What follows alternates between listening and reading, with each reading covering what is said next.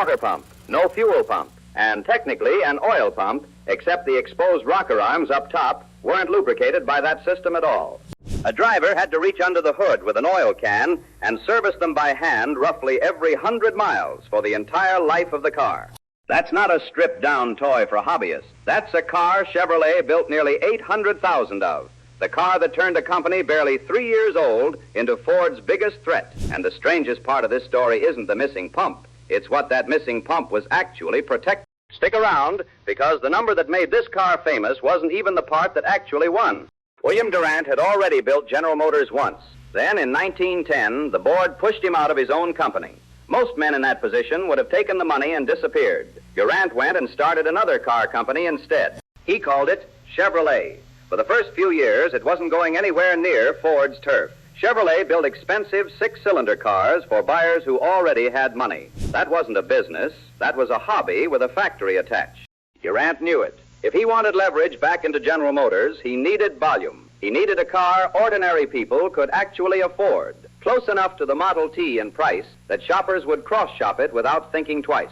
Chevrolet had already made one attempt at this. In 1914, the Series H came in under $1,000, the brand's first real move toward the mass market.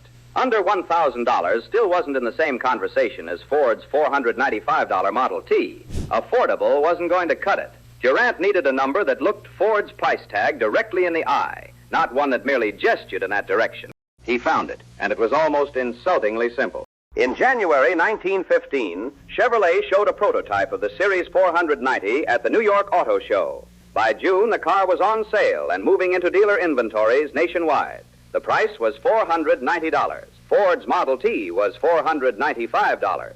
$5. That was the opening pitch. It wasn't subtle, and it wasn't supposed to be. Durant wanted his car parked right next to America's best-selling automobile, close enough in size and price that the choice came down to which one felt like the better car, not which one cost less.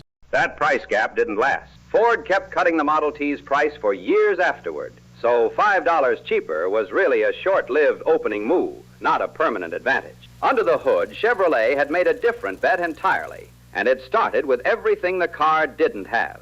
Ford ran the Model T on an unusual planetary transmission. Chevrolet went a different way, with a conventional 3-speed sliding gear gearbox, the kind of transmission any driver already understood.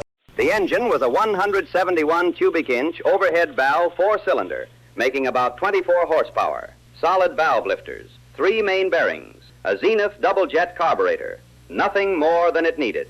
There was no conventional water pump on the early cars, and no fuel pump at all. Cooling ran by thermosiphon, letting hot water rise and circulate on its own without any moving part driving it. And gravity fed the gasoline straight from the tank to the engine. Lubrication did have a simple plunger-type oil pump, but that didn't mean everything was automatically lubricated. The exposed rocker arms up top weren't lubricated by that system at all, and a driver still had to reach in with an oil can roughly every 100 miles and service them by hand. This wasn't a stripped-down bargain car pretending to be cheap. It was a genuinely simple car, built that way on purpose, so an ordinary owner could keep it running with nothing more than a wrench, an oil can, and some attention. Chevrolet hadn't built a car with parts missing. It had built a car with the fewest parts that could still fail. Chevrolet had no idea what was coming. Within 2 weeks of the car's debut, initial orders had topped 46,000, the kind of volume problem most young car companies would have loved to have. Chevrolet had to expand its dealer network and its factory floor just to keep up. The numbers kept climbing. Tens of thousands became 100,000 a year. 100,000 became hundreds of thousands. By the time the Series 490 finally left the lineup in 1922, Chevrolet had built close to 800,000 of them. Nearly 800,000. That gave Durant something he desperately needed: sales, cash, and leverage. On May 2nd, 1918, Chevrolet officially merged into General Motors, with Durant back at the top of the company that had once fired him. But success was about to do something nobody expected. It started making the car less simple. Success changed the car. In 1916, Chevrolet started adding equipment. By the middle of the decade, electric lighting and starting equipment were becoming part of the 490's appeal, and the wheelbase stretched out. By 1918, the changes went deeper. A real water pump, a gear-driven oil pump replacing the old plunger type, an oil pressure gauge, closed coupes and sedans joining the lineup. The bare thermosiphon-cooled little car from 1915 was quietly disappearing. The price disappeared right along with it. By 1921, some versions of the 490 cost more than $800. Chevrolet had walked away from the number that made it famous, on purpose, because Ford could always outbuild them on raw price. Chevrolet decided to out-equip them instead. The two companies were now running in opposite directions on purpose. Ford kept driving the Model T's price down, leaning on massive scale and stripped-down manufacturing to sell more cars for less money every year. Chevrolet did the reverse, letting the 490's price climb while folding in electric starting and equipment Ford often charged extra for. One period review of the early 490 noted there wasn't a single polished surface on the whole car. By the early 1920s, that criticism no longer applied. The plain economy car had been engineered into something a buyer might actually want to be seen in, not just a Ford. The Series 490 never beat the Model T, not close. Ford would eventually build around 15 million of them. Chevrolet built nowhere near that with the 490, and everyone at the time knew it. On paper, Ford won, every time. But Chevrolet had spent years quietly closing the gap, each successive version of the 490 adding equipment and body styles, while Chevrolet kept expanding its dealer network. In 1927, Ford made a decision that cracked the door wide open. They shut down Model T production entirely to retool for its replacement, the Model A. For the first time in nearly 2 decades, Ford had stopped producing the Model T.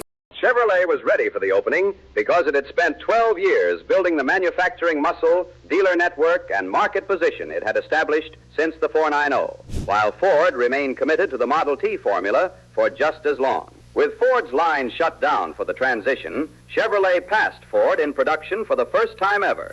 The 490 never won the numbers game. It won the game that came after it. Chevrolet had gone from selling in the tens of thousands a year to producing hundreds of thousands, plant by plant, model year by model year, long before Ford ever shut a factory door. By the time the opening actually appeared, Chevrolet wasn't a scrappy underdog hoping to get lucky. It was a company that had quietly built itself into Ford's only real rival.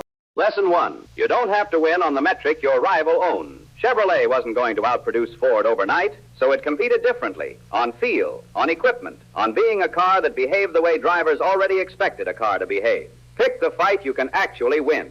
Lesson 2. The first version of the product is a foothold, not a destination. The 1915 490 barely resembles the 1921 490. Chevrolet kept adding a pump, a starter, a gauge, a body style year after year, until the simple thermosiphon-cooled machine had become something else entirely. Lesson 3. A rival's stumble only matters if you're ready for it. Chevrolet didn't beat Ford through luck. Ford's shutdown wasn't even a mistake, exactly. The Model T had simply aged out, and Ford needed the transition to the Model A.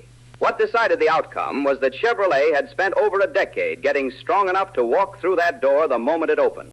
Somewhere out there right now, a company is selling a stripped-down, unglamorous product for $5 less than the market leader, betting that scrappy and honest beats polished and expensive. Most of them will lose, quietly, without anyone hearing the pitch. But every once in a while, one of them keeps showing up, year after year, quietly getting better, quietly getting bigger, right up until the day the leader stumbles, and there's finally someone standing close enough to take the lead. Every once in a while, one of them becomes Chevrolet.